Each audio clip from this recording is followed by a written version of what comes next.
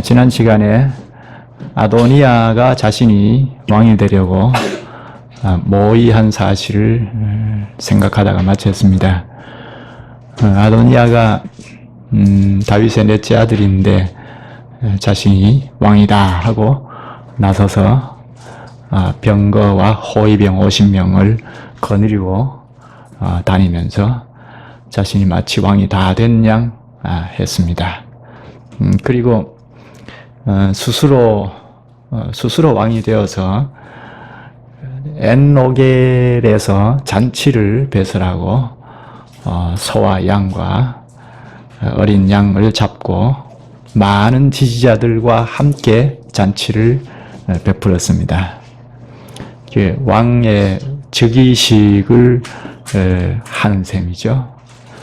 그게 왕의 모든 아들과 또 제사장, 또 군사령관 이런 사람들을 다 초청해서 자기를 지지하고 나서는 사람들을 다 초청해서 왕의 즉위식을 하는 잔치를 하는 그런 상황입니다. 이 사실을 선지자 나단이 알고 이렇게 해서는 안 되겠다는 생각을 하고 솔로몬을 왕으로 세우기 위하여 계책을 세웁니다. 11절에서 14절까지가 나단이 솔로몬을 왕으로 세우기 위하여 일을 꾸미는 내용입니다. 그동안 아도니아의 야심에 동조하지 않았던 사람들은 전혀 반응을 보이지 않고 조용히 있었습니다. 그런데 아도니아가 많은 사람을 초청하여 잔치를 배설하고 이제 그 잔치가 끝이 나면 공식적으로 이제 왕이 될 상황이 벌어진 것입니다. 자칫하면 솔로몬과 함께 자기들의 생명도 위태롭게 된다는 것을 알고 있는 나단은 그대로 계속 가만히 있을 수가 없었던 것입니다. 이제 그대로 두면 아도니아는 왕이 될 것이고 당시 풍습으로 볼 때는 왕이 된 자가 반역자를 다 죽이게 됩니다. 그러면 솔로몬도 생명이 위태롭게 됩니다.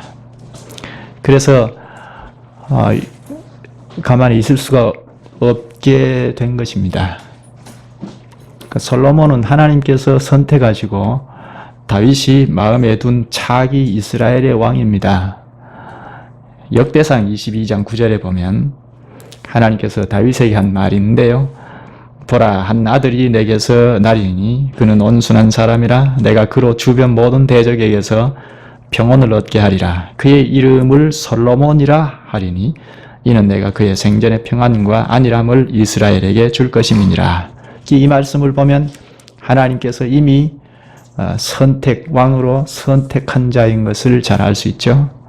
그런데 지금은 아도니아가 왕이 되어서 이제 곧 공식적으로 왕이 될 것은 불보듯 뻔한 일입니다. 그래서 나단이 가만히 있을 수 없었습니다. 나단 선지자도 솔로몬이 차기 왕이 될 것인 것을 잘 알고 있었기 때문입니다. 그래서 선지자 나단은 밧세바를 찾아갑니다. 밧세바를 찾아가서 당장 움직이지 않으면 이제 곧 아도니아가 왕이 될 상황이 벌어진 그런 상황을 밧세바에게 알립니다. 그리고 계책을 내놓습니다. 11절부터 보면 나단이 솔로몬의 어머니 밧세바에게 말하여 이르되 핫깃의 아들 아도니아가 왕이 되었음을 듣지 못하였나이까? 우리 주 다윗은 알지 못하시나이다.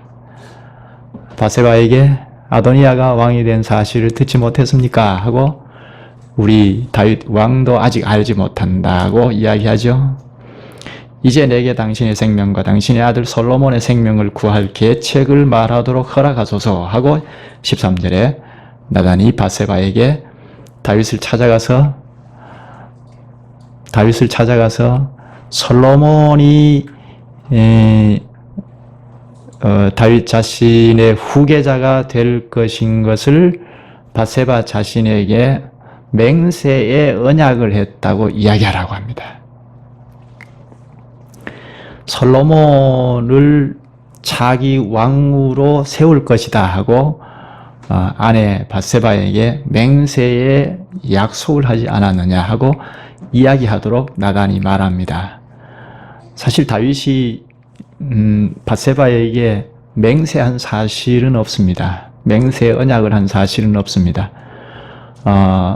그 후계자로 솔로몬을 생각하고 있기는 했지만, 그리고 하나님께서도 솔로몬을 차기 왕으로 택한 사실은 있지만 다윗이 공식적으로 밧세바에게 맹세의 언약을 한 사실은 없습니다. 이것은 나단이 만들어낸 말입니다. 14절에 보면 당신이 거기서 왕과 말씀하실 때 나도 뒤이어 들어가서 당신의 말씀을 확증하리이다. 이 나단 선지자가 좀 과장하여 말을 하는데요. 밧세바에게 말을 하라고, 다윗에게 말을 하라고 이야기하면서 밧세바 당신이 이야기할 때 나도 나중에 들어가겠다. 왕에게 들어가겠다고 약속을 합니다. 지금 상황이 긴급하게 돌아갑니다. 만약 아도니아가 왕위 즉위식을 무사히 마치는 날에는 이제 왕으로 서게 될 것입니다. 거기에 별 대응이 없다면 아도니아가 왕이 되는 것은 분명한 사실입니다. 그렇게 되면 아도니아가 경쟁자로 생각했던 솔로몬을 위시하여 모든 사람들을 그냥 두지 않을 것입니다. 나단은 먼저 밧세바에게 다윗 왕에게 보내고 그 다음 자신이 따라 들어가서 상황을 발전시키고자 합니다. 나단은 하나님께서 솔로몬을 다윗의 후계자로 정하신 것을 잘 알고 있습니다. 그러니까 자기 목숨을 걸고라도 솔로몬이 왕이 되는 것을 도와야 할 상황입니다. 15에서 37절은 다윗의 궁에서 있었던 일입니다.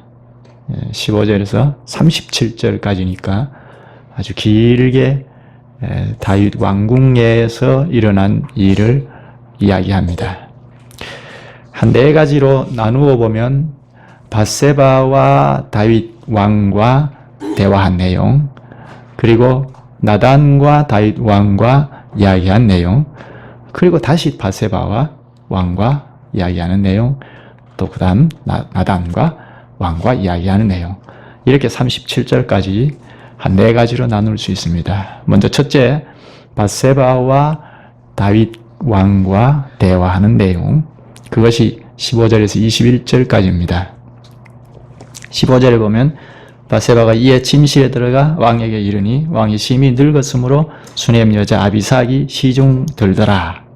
지난 시간에 우리가 생각했듯이 아리따운 아비삭 여인이 24시간 왕의 시중을 드는데요. 왕은 침실에 있습니다. 아주 많이 늙어서 활동을 이렇게 많이 못한다는 사실을 볼 수 있죠. 밧세바는 나단 선지자가 일러준 대로 왕의 침실에 들어가서 정중하게 인사를 하고 당신이 나에게 맹세 서약을 하지 않았느냐 하고 그것부터 이야기합니다. 왕이 밧세바 아내에게 솔로몬이 왕을 시킬 것이다 하고 맹세 서약한 건 없거든요. 공식적으로 한 건 없습니다. 그런데 맹세한 적이 있지 않느냐 하고 은근히 압력을 가하죠. 그리고 왕도 모르는 사이에 지금 아도니아가 왕이 되어 있다고 이야기합니다. 19절에 보면 아도니아가 큰 잔치를 베풀어 놓고 제사장 아비아달과 군사령관 요압을 포함하여 왕의 모든 아들을 초청해서 잔치를 하고 있다고 덧붙입니다. 밧세바의 이 말은 옛날에 압살롬을 상기시키는 말입니다. 압살롬이 과거에 그랬지 않습니까? 아버지 다윗을 반역할 때 감쪽같이 모르게 왕으로 세움받아서 헤브론에서 왕이 되어서 나중에 예루살렘을 차지했지 않았습니까? 이 사실을 떠올리는 이야기입니다. 아도니아가 지금 압살롬과 비슷하게 지금 왕이 되는 상황인데 왕은 아직 모르고 있다는 이야기를 하고 있습니다. 여기서 밧세바는 한 4가지를 지적하며 다윗이 빨리 행동해 주기를 유도하고 있습니다. 첫째는 왕이 다스리는 이 나라에 어떤 일이 일어나고 있는지 왕은 아직 모른다고 하는 사실. 그리고 둘째는 요압이 아도니아를 지지하고 있다는 사실을 이야기합니다. 이 요압은 다윗의 오른팔이지 않습니까? 군대 장관으로 다윗을 적극 지지했던 장군인데, 근데 지금 아도니아를 지지하고 있다고 이야기합니다. 이것은 다윗의 마음을 아주 자극하는 말입니다. 그리고 셋째는 20절에 보면 온 이스라엘이 다윗 왕의 후계자가 누군지 공식적으로 공포하기를 기다린다고 합니다. 그리고 넷째 21절에는 그렇지 아니하면, 그래서 다윗이 죽게 되면 밧세바와 솔로몬은 죄인이 된다는 이야기를 합니다. 이것이 밧세바가 다윗 왕궁에 찾아가서 한 이야기의 내용입니다. 그리고 둘째는 다윗 왕과 나단 선지자가 찾아와서 또 대화하는 내용이 22절에서 27절까지입니다. 밧세바가 왕과 이야기하는 중에 약속을 했듯이 이제 나단 선지자가 왕을 찾아오게 됩니다. 그때 밧세바는 잠시 물러난 것 같습니다. 나단은 공적으로 왕을 찾아온 것처럼 왕께 절을 하고 24절에 보면 이르되 내 주 왕께서 이르시기를 아도니아가 나를 이어 왕이 되어 내 왕 위에 앉으리라 하셨나이까. 왕에게 첫 번째 이야기하는 것이 아도니아가 왕의 후계자로 왕 위에 앉을 것이다 하고 말씀하셨습니까? 하고 질문을 합니다. 이 질문은 왕이 허락했으니까 당연히 지금 아도니아가 왕이 되어가고 있다 하는 이야기입니다. 다윗 왕을 좀 자극하는 내용이죠. 또 25절에 보면 그가 오늘 내려가서 수소와 살찐 송아지와 양을 많이 잡고 왕의 모든 아들과 군사령관들과 제사장 아비아다를 청하였는데 그들이 아도니아 앞에서 먹고 마시며 아도니아 왕은 만세수를 하옵소서 하였나이다. 지금 왕의 모든 아들과 또 군사령관, 제사장 아비아달 이들을 다 청해서 잔치를 베풀고, 그래서 이들이 왕 만세, 아도니아 왕 만세 하고 있다는 것입니다. 아도니아 왕 만세, 이것은 다윗을 반역하는 행위이죠. 마치 압살롬이 다윗 왕을 반역한 것과 똑같습니다.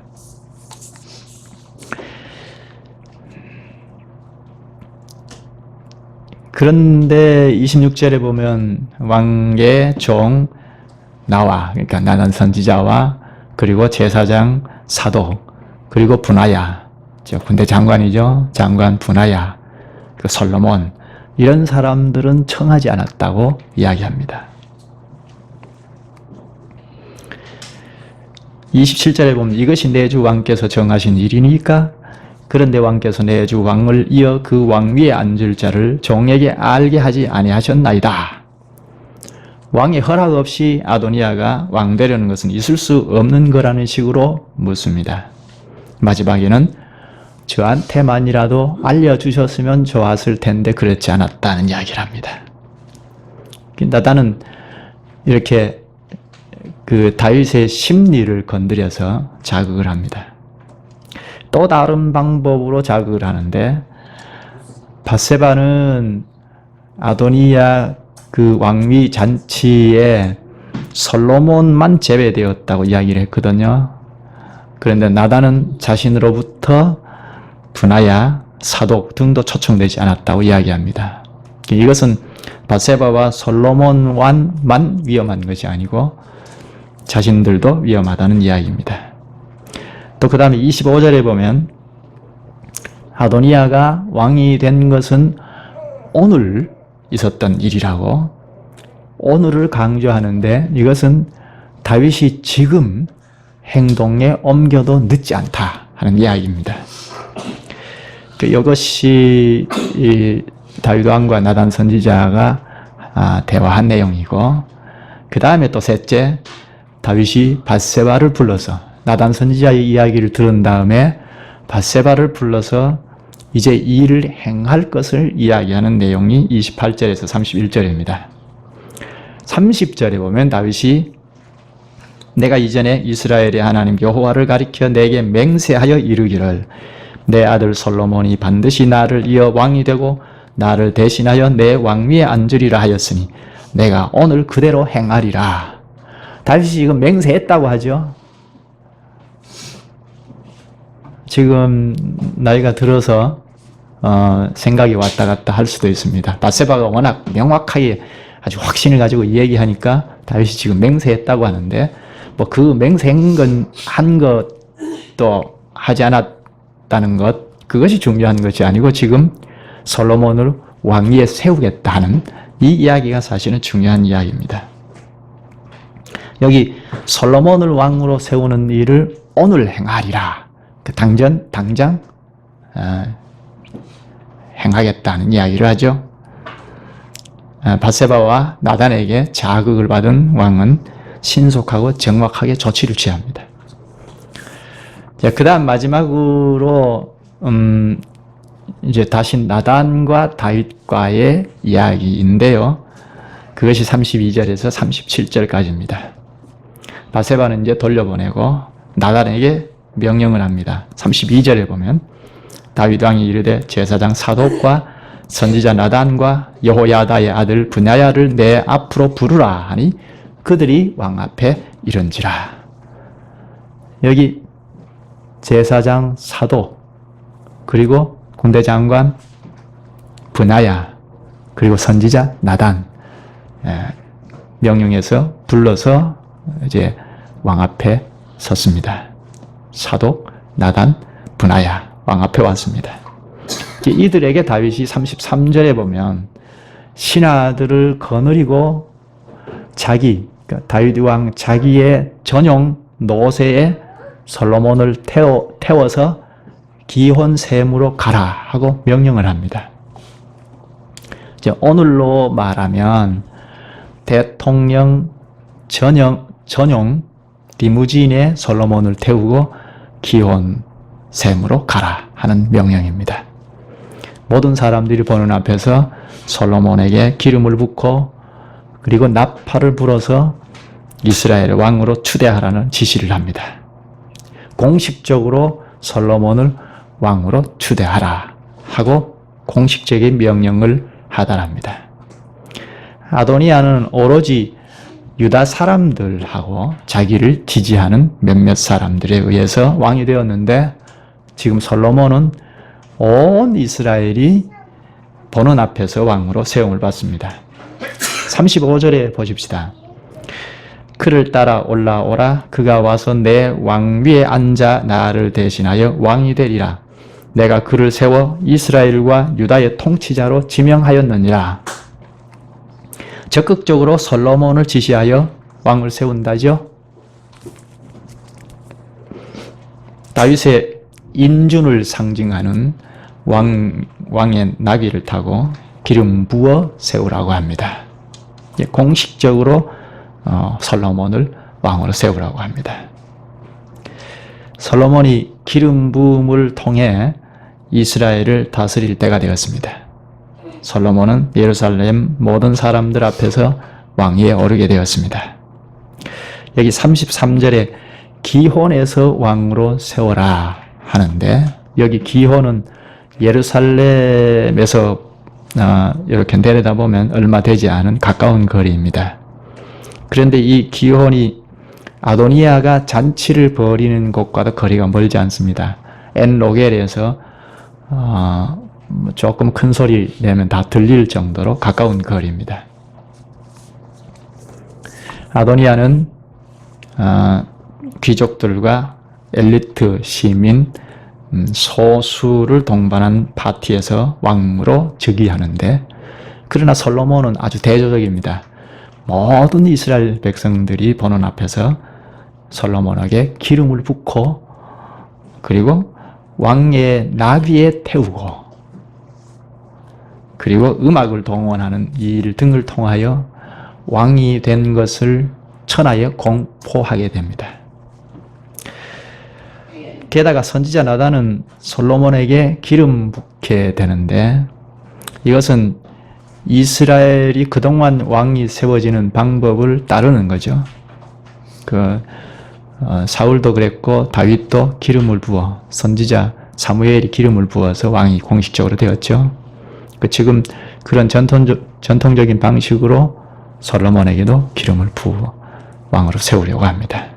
34절에 보면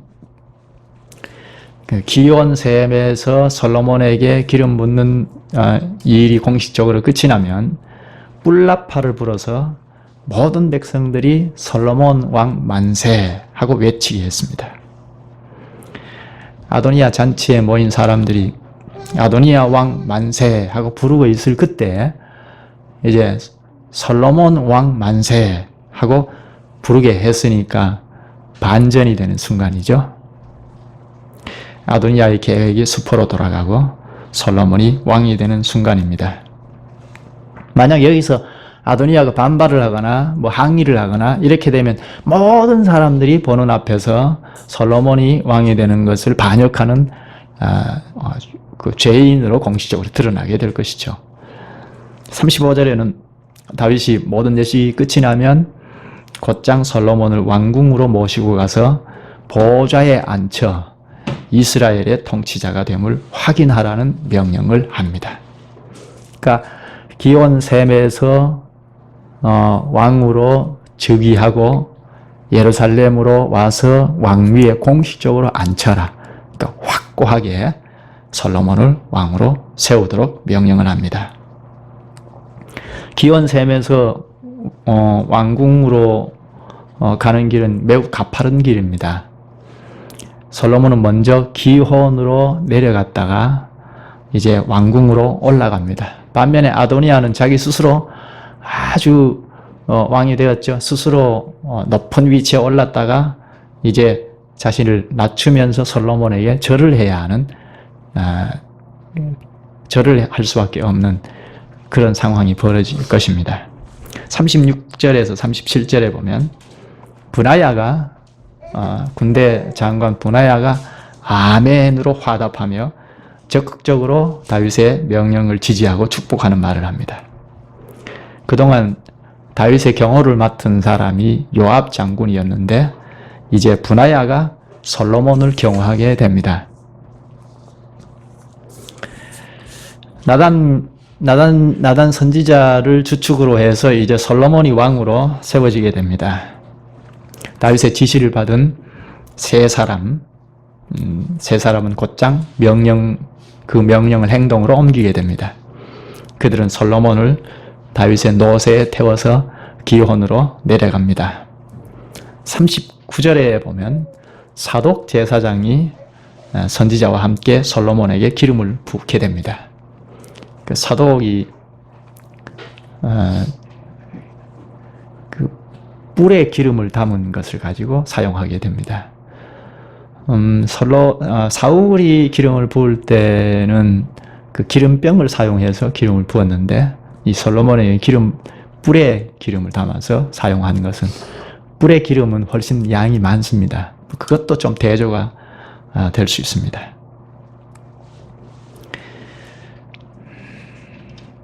사독이 솔로몬에게 기름을 부으니까 모든 백성이 솔로몬 왕 만세 하고 외칩니다.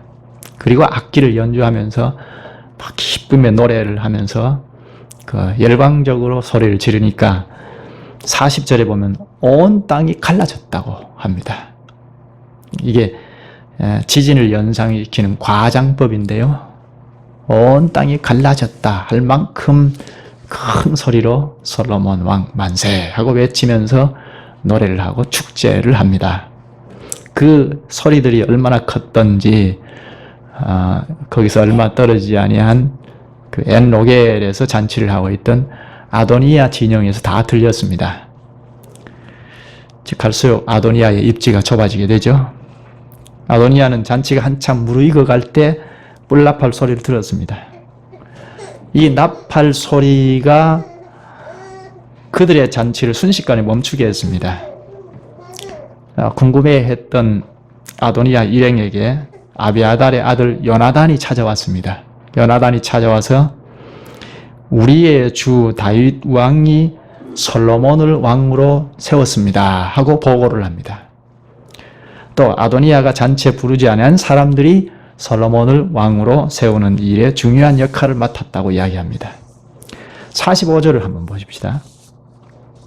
제사장 사독과 선지자 나단이 기온에서 기름을 부어 왕으로 삼고 무리가 그곳에서 올라오며 즐거워하므로 성읍이 진동하였나니 당신들에게 들린 소리가 이것이라. 이 말이 아도니아의 간담을 서늘하게 했을 것입니다. 거기다가 48절에 보면 요나단이 그 소식을 들은 하객 48절에 요나단이 다윗은 솔로몬이 즉위한 것을 보고 여호와 하나님께 감사의 찬송을 드렸다고 합니다. 그 소식을 들은 이 하객들이 순식간에 자리를 떴습니다. 아도니아가 왕이 되었다는 소식을 듣고 찾아온 모든 사람들이 다 놀라서 썰물처럼 빠져나갔습니다. 갑자기 자리가 텅 비게 되었습니다. 하나님께서 허락하지 않은 직분을 탐한 자의 몰락입니다. 야심으로 한순간에 가장 높은 곳에서 가장 낮은 죄인의 자리에 떨어졌습니다. 상황이 갑자기 불리해진 아도니아는 곧장 성막으로 달려가서 제단 뿔을 꽉 잡았습니다. 자기가 죄인인 것은 알기는 아는 모양입니다. 생명의 위협을 느끼고 제단 뿔을 잡았습니다. 이 제단 뿔은 그 제물의 피를 바르는 아주 거룩한 곳인데 신변의 안전을 위하여 제단 뿔을 잡는 것을 율법에도 허용하고 있습니다. 아도니아가 제단 뿔을 잡았다는 소식을 솔로몬에게도 전달이 됩니다. 51절에 보면 아도니아가 제단 뿔을 잡고 그 뒤에 솔로몬 왕이 오늘 칼로 자기 종을 죽이지 않겠다고 내게 맹세하기를 원한다. 이것도 이제 솔로몬에게 전달을 하게 됩니다. 아도니아가 제단 뿔을 잡았다는 것을 솔로몬 왕에게 이제 왕이 되었죠. 솔로몬에게 전달이 되고 그리고 제단 뿔을 잡고 있으니까 자신을 죽이지 않았으면 좋겠다 하는 것도 전달하게 됩니다. 그러니까 아도니아는 제단 뿔을 잡고 솔로몬과 협상을 하려고 하죠. 자기 생명을 지켜주기를 맹세해 주기를 바라는 거죠. 솔로몬은 그 제의를 받아줍니다. 솔로몬이 배려를 해주는 거죠. 그러나 아도니아가 요구한 대로 맹세는 하지 않았습니다. 그가 만일 선한 사람이면 살 것이고 악한 사람이면 죽을 것이라고 합니다. 53절에 사람을 보내어 그를 제단에서 이끌어내리니 그가 와서 솔로몬 왕께 절하며 솔로몬이 이르기를 내 집으로 가라 하였더라. 사람들을 보내어서 아도니아를 끌고 왔는데 솔로몬이 내 집으로 가라 합니다.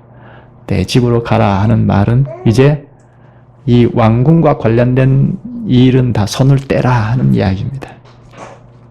이렇게 하여 솔로몬이 완전히 정권을 잡게 됩니다.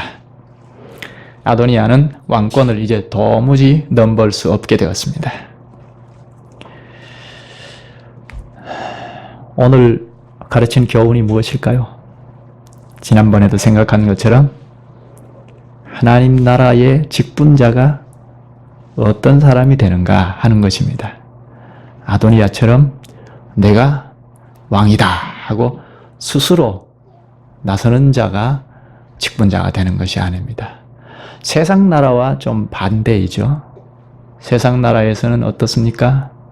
자신을 아주 잘 선전을 해서 나는 왕 되어야 할 사람이다 하고 여러 조건을 잘 선전해서 설득해서 왕으로 올라가야 왕이 되죠.